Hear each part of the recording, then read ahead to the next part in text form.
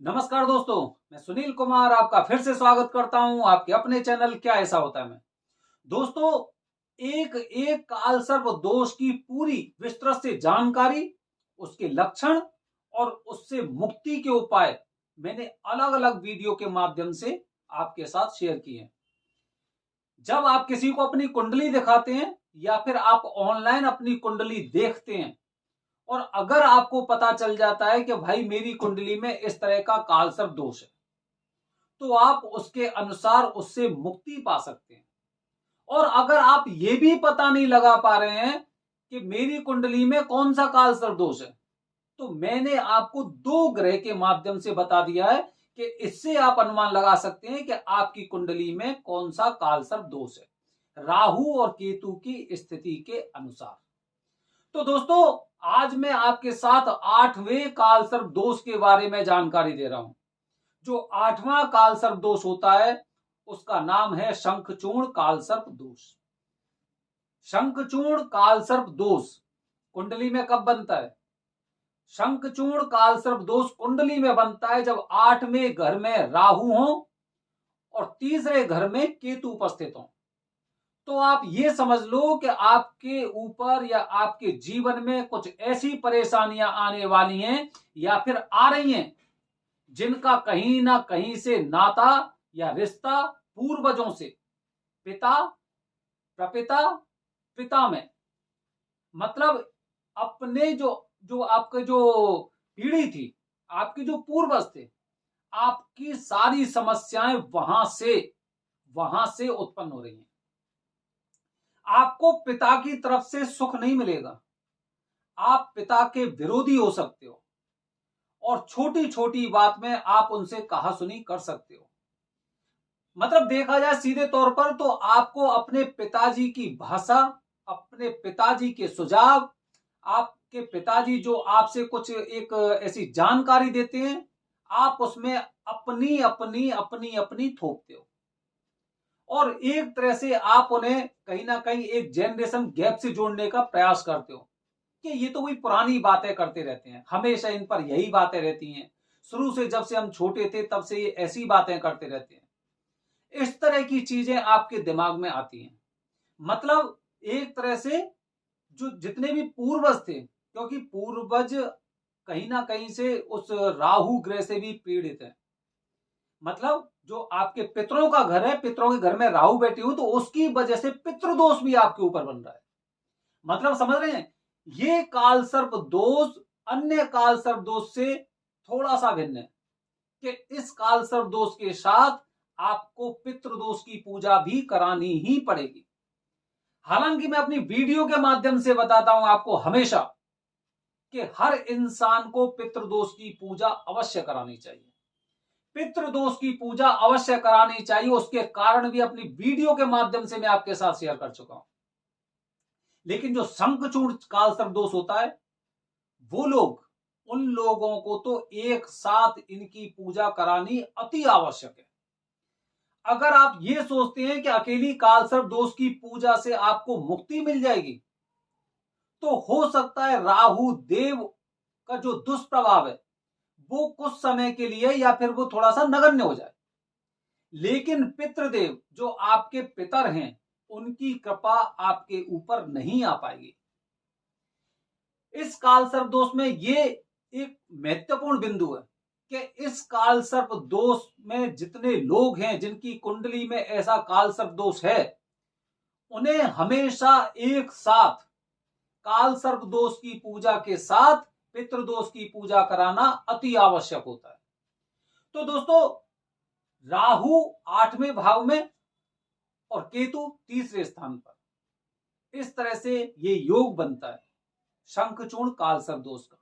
जैसे कि मैं आपको इसके बारे में बता चुका हूं, जो लक्षण पिता से अनबन बनी रहेगी, अपने पूर्वजों के बारे में अपशब्द बोलना, उन्होंने मेरे लिए क्या ही क्या था, वो तो हमें ऐसा ही छोड़ के गए थे, सारी चीजें मैंने अपनी मेहनत के बल पर हासिल की हैं। ये चीजें, ये विचार आने लग जाएं तो आप समझ लो कि आपके ऊपर इस तरह का कालसर्प दोष है, शंखचूर्ण कालसर्प दोष, इस तरह का कालसर्प दोष है। कुल मिलाकर बात यह है कि आपके और आपके पिताजी के बीच के जो संबंध है, वो संबंध एक पतली सी डोरी से बंधे हुए हैं, पतले धागे से। वो कभी भी टूट सकते हैं। हो सकता है जब आप पूरी तरह से सक्षम हो जाओ उसके बाद वो संबंध टूट जाए, और हो सकता है कि आपको पहले से ही आभास हो जाए कि मेरे पिताजी से मेरी नहीं बनती है, इसलिए अलग रहना ही बेहतर है। और तीसरी बात ऐसी हो सकती है कि दोनों के पास कुछ भी नहीं है, या फिर दोनों के पास सब कुछ है। केवल जो रिश्ता है वो केवल एक लोगों के समाज को दिखाने के लिए कि हाँ ये मेरे पिता है या फिर ये मेरा पुत्र है। दोस्तों, ये एक बहुत बड़ा काल सर्प दोष है, क्योंकि आपके पिताजी से आपकी नहीं बन रही और पिताजी के साथ आपकी नहीं बन रही है, तो इसका मतलब यह है कि जो आपके पूर्वज हैं वो भी आपसे पूरी तरह से रुष्ट हैं। आप कितने भी सक्षम हो जाओ, लेकिन वो कृपा आपके ऊपर नहीं आ पाएगी और भविष्य में हमेशा किसी ना किसी परेशानी से आप पीड़ित रहोगे, किसी ना किसी परेशानी से। आज आपकी लॉटरी खुल गई और आप खुश हो लिए, लेकिन आपको ये नहीं पता जिस तरह से ये पैसा जाया ना आया है, उससे दुगनी स्पीड से ये पैसा खर्च होने के लिए एकदम तैयार है। ये होता है शंखचूर्ण कालसर्प दोष। जैसे कि मैं आपको पहले से ही बता चुका हूं दोस्तों कि शंखचूर्ण कालसर्प दोष या किसी भी तरह का कालसर्प दोष हो, इसकी मुक्ति के लिए आपको इसकी पूजा करानी अति आवश्यक होती है, जो कि त्र्यंबकेश्वर और उज्जैन के महाकालेश्वर में होती है।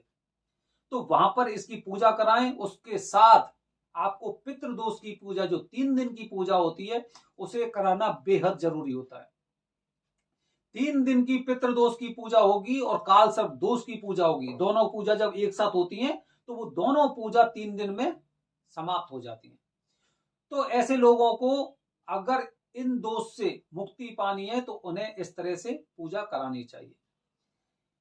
दोस्तों, इसका जो मुक्ति का उपाय है, शांति का नहीं, मुक्ति का, जो मुक्ति का उपाय है, पूजा के द्वारा आपको जो 3 दिन की पूजा होगी पितृदोष के साथ कालसर्प दोष की पूजा, उससे आपको पूरी तरह से मुक्ति मिलेगी। लेकिन उसके साथ कुछ एक छोटे छोटे उपाय भी होते हैं, छोटे छोटे उपाय, और इसमें केवल मैं आपको एक उपाय बताऊंगा।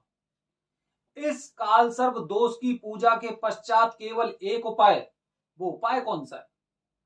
जैसे मैंने आपको बताया, 8वें घर में राहु, जो कि पितरों का घर होता है, मतलब आपको अपने पिताजी से संबंध अच्छे बना ही रखना है। आपके पिताजी, ये मान लो कि जैसे ही मेरी आप वीडियो देख रहे हो तो आपको एकदम श्रवण कुमार बन जाता है, चाहे भले ही उससे पहले आपका आपके पिताजी से किसी भी तरह का व्यवहार हो। वो कुछ भी बोल रहे हैं, कुछ भी कह रहे हैं, आपको उनकी हर बात स्वीकार करनी है। और वैसे आप अच्छी तरह से जानते हैं, कोई पिता अपने पुत्र को, अपने बच्चों को, यहां तक कि किसी को भी कोई गलत सलाह नहीं देता है। आप धीरे धीरे करके उस रास्ते पर चलेंगे और आप देखेंगे कि उनका आपको समर्थन मिल रहा है, सहयोग मिल रहा है, आशीर्वाद मिल रहा है। तो आप मान लो कि आपके ऊपर से कालसर्प दोष पूरी तरह से समाप्त हो चुका है। पितरों की सेवा के लिए अपने पिताजी की सेवा, उनका आशीर्वाद आपके लिए सर्वोत्तम है। कुछ और आपको उपाय करने की आवश्यकता नहीं है। ये सबसे बेहतरीन उपाय है शंखचूर्ण कालसर्प दोष से पीड़ित लोगों के लिए। पिता की सेवा करनी है, और इन केस अगर आपके पिताजी इस दुनिया में मौजूद नहीं है तो उनका भक्ति भाव से आपको श्राद्ध करना चाहिए। घर में कभी भी कोई मांगलिक कार्यक्रम होते हैं तो सबसे पहले उनका आशीर्वाद आपको लेना चाहिए, उनका मनन करना चाहिए। तो दोस्तों, ये मैंने आपको 8वें कालसर्प दोष से मुक्ति पाने के लिए, जिसे शंखचूर्ण कालसर्प दोष बोलते हैं, उससे मुक्ति पाने के लिए मैंने आपको जानकारी दी है, जिसके साथ मैंने आपको लक्षण भी बताए और पूजा किस तरह से और कहां करवानी चाहिए।